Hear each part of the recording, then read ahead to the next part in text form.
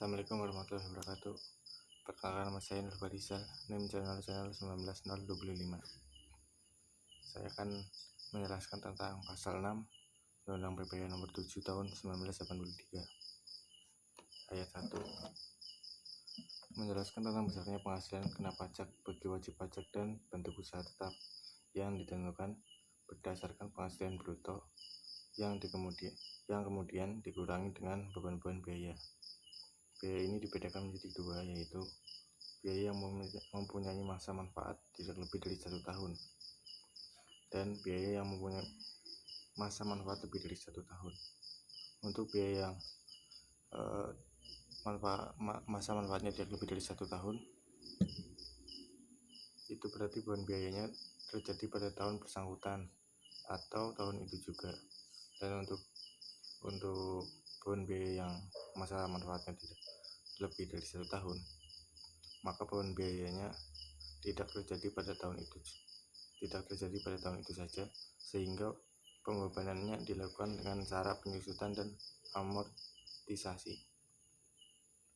Ayat kedua menjelaskan tentang penghasilan bruto setelah pengurangan yang apabila didapat kerugian, maka kerugian tersebut dikompensasikan dengan penghasilan neto atau laba fiskal mulai tahun pajak berikutnya secara berturut-turut selama 5 tahun.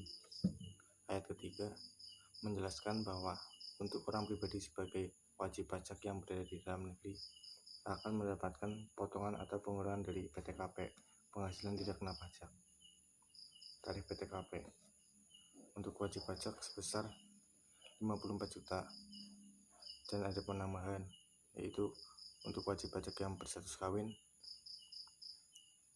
terkena tambahan sebesar 4.500.000, untuk yang sudah mempunyai anak maksimal 3 anak tambahan sebesar 4.500.000, dan penghasilan yang digabungkan sebesar 54 juta.